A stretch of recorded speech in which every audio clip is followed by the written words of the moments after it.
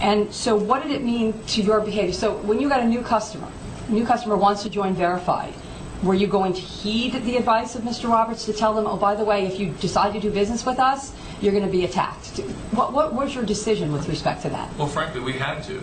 I mean, he's right. We can't go to a consumer expecting a certain kind of process when we know they're going to be blindsided by a defamatory attack and just let it happen. So we've had to tell people. So before you do business with a new customer who was interested in Verified, you've had to say to them, oh, by the way, if you sign up with us, you may be attacked by this guy. Yeah, worse than that. What do you mean by worse than that?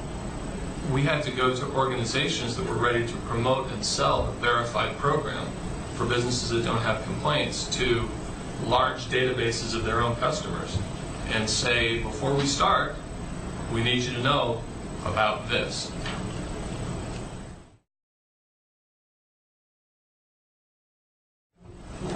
Do you recognize Exhibit 1? Yes, I do. And what is that, just generally? Generally, this is an email that Michael Roberts sent to Eccentric Ventures. It's specifically addressed to you, to me, to a number of other people, including Ed Magidson, the editor of the Ripoff Report. Okay. And is that a true and accurate copy of the email that you received from Mr. Roberts? Yes, it is. I'll offer Exhibit 1 into evidence, Your Honor. No objection. One is admitted. Can you please go ahead, and I know it's a little lengthy, but this is the core of the case. Can you please read Exhibit 1, just the actual content of that email from Mr. Roberts to Ripoff Report or to Eccentric? Do I understand correctly, I shouldn't leave anything out? No, just the whole content. Yep. Dear Maria and Ed, please be advised that my team will be doing independent reviews on each and every CAP or Ripoff Report Verified customer or Ripoff Report advertiser. Regardless of the results of the assessment, or in some cases even if we do not do an assessment, each and every existing and future financial supporter of RipoffReport.com's appalling business practices will come under our scrutiny.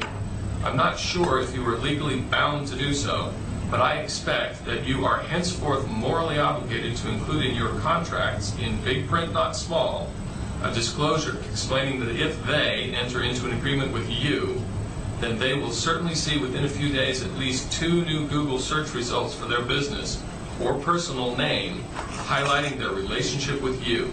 Furthermore, even more intense scrutiny will be afforded businesses that advertise on your website, whether that be through Google, AdSense, direct advertisers, or other ad distributors, including Casale Media if they reverse the recent block of your site implemented as a result of our scrutiny.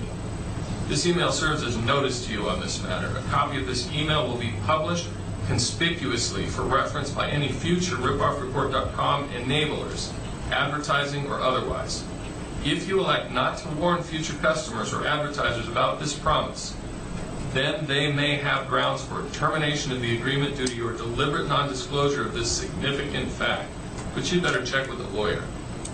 As you're probably already aware, the sites are badforpeople.org, I'm paraphrasing that, and authorizedstatement.org.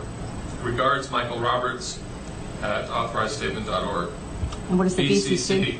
Lots and lots of interested third parties. The portion of that email that talks about your obligation to inform your potential customers that if they do business with Ripoff Report, they will be scrutinized by authorized statement.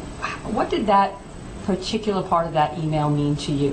What was the effect on the way that you did business? In full context of everything we knew, it's clear that what that email meant was that if Michael Roberts caught anyone doing any kind of business with the website, he was going to publish on his web pages that they were terrorists and that they were part of appalling business practices and other rhetoric to disgrace them.